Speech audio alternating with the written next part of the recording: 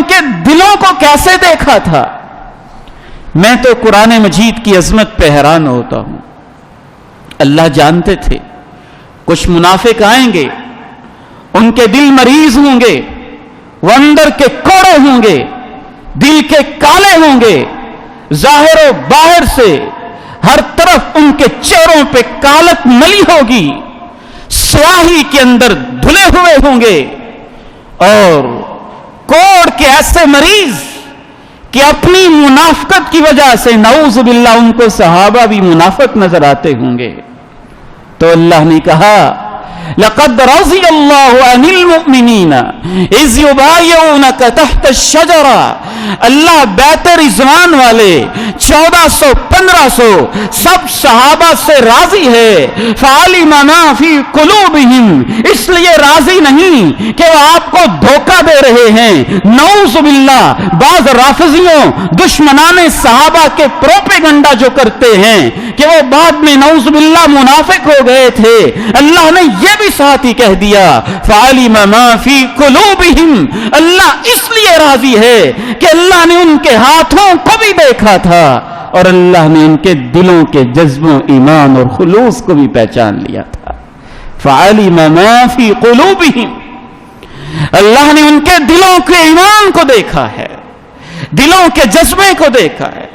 اور اسی سے آنکھوں سے بات میں اللہ نے کہا الزمہم کلمۃ التقوی وکانوا احق بها واہلها، اللہ نے تقوی ہی تقوی ان کے کردار میں، ان کی زبانوں پہ، ان کے دلوں پہ جاری کر دیا تھا۔ ذرا میرے ساتھ غور کیجئے گا، جہاد تو بہت سارے ہوئے، بدر کا میدان سجا، اس کی اپنی شان ہے، احد کا میدان سجا، اس کی اپنی شان ہے، احزاب و خندق کے میدان سجے، ان کی اپنی شان ہے، فتح مکہ ہوئی، اس کی اپنی شان ہے، تبوک کا معرکہ ہوا، اس کی اپنی شان ہے، لیکن بیت رضوان کی کوئی خاص ہی شان ہے کہ اس کے بارے میں پوری سورہ بھی اتری، اور اللہ نے یہ بھی کہا ان کے ہاتھوں پہ میرا ہاتھ ہے۔ اس کی وجہ کیا ہے؟ بہت ساری وجوہات میں سے ایک بنیادی وجہ آج سمجھ لیجئے۔ بدر میں صحابہ جنگ کے لیے تیار تھے، گھوڑے موجود تھے، زریں موجود تھیں، اسلحہ موجود تھا، احد میں ذہنی طور پر تیار تھے، حنین میں تیار تھے،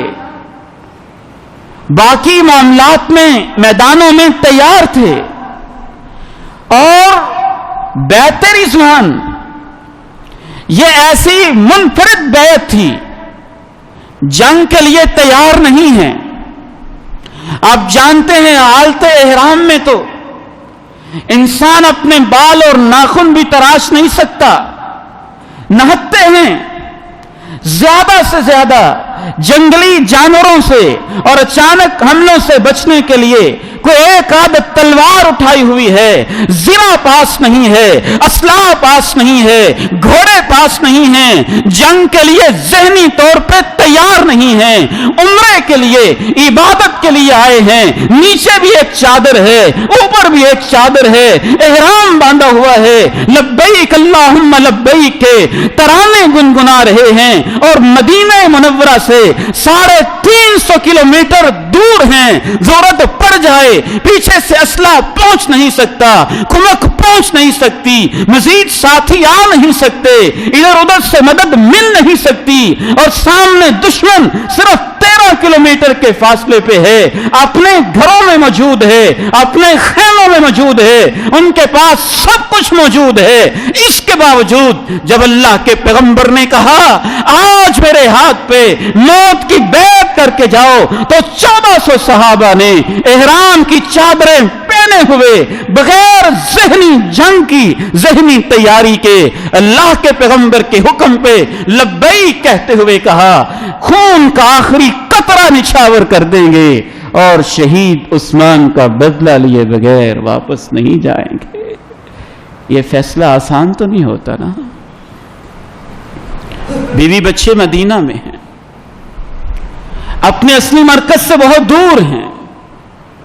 اس لیے اللہ نے اس بیت رضوان کے بارے میں پورے قرآن مجید کی ایک عظیم सूरत सूरतुल फत्ह नाजिल की, उसे 26वें पारे का हिस्सा बनाया। और सूरतुल फत्ह अगर मैं तालिबे इल्म की हैसियत से कहना चाहूं तो मैं कहूंगा कि अल्लाह को बैत रिजवान वाले सहाबा इतने पसंद आए थे कि सूरतुल फत्ह में अल्लाह ने उनको फतह की बशारत भी दी, रजामंदी के परवाने भी दिए। यह भी कहा, ऐ मेरे पैगंबर, नीचे तेरा हाथ था, ऊपर सहाबा का हाथ था। इन्नल्लज़ीना युबायऊनक, बेशक वो लोग जो बैत कर रहे हैं वो आपसे नहीं कर रहे। इन्नमा युबायऊन अल्लाह, वो दर हकीकत अल्लाह से बैत कर रहे हैं। यदुल्लाहि फौqa अयदीहिम, ऐ मेरे पैगंबर, नीचे तेरा हाथ है, ऊपर सहाबा का है, और उनके ऊपर मैं अल्लाह कहता हूं कि मेरा अपना हाथ है।